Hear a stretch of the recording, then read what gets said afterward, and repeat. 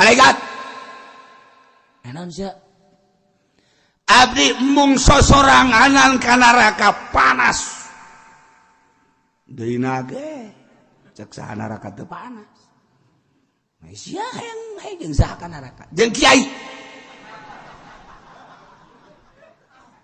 jeung kiai panggil ka dia kiai panggil abdi mah geus jelas ka neraka tapi abdi hayang bareng jeung kiai cek malaikat atuh lain bareng jeung kiai kuduna jeung para jawara deui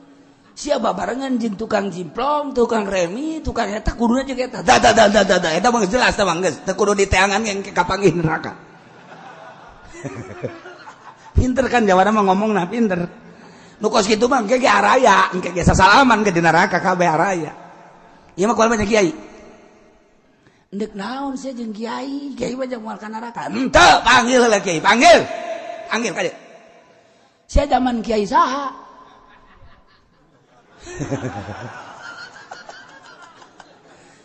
abdi zaman Ki Fudoli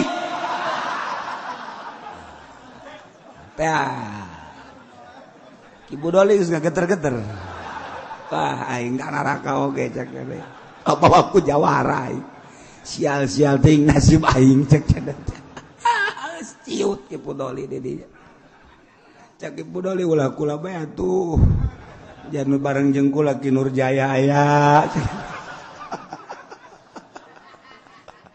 Ki Wahab aya cek aja loba kiai ulah kula bae henteu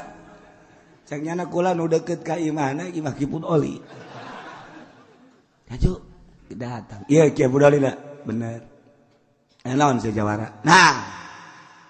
barengkeun jeung kula Ki Fudoli ka neraka engke heula masalah naon heula sak malaikat naon heula tuh ieu mah tulisan Ki Fudoli nama aya tah salat bagus puasa bagus zakat bagus haji bagus umroh bagus sanajan nya ngariung sok yang berkat tapi dah geus dihampura tah mah geus mah dihampura ieu mah bararagus sakeuna teh tuh ayo ieu bararagus ieu naon deui aya keneh malaikat sing jeli atuh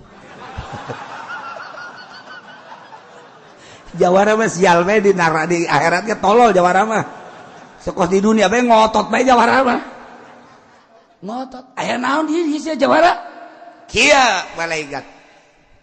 kula memang sadar tukang kitu bobok tukang taro kula kan tukang ngadu kotok di tukangeun imahnyana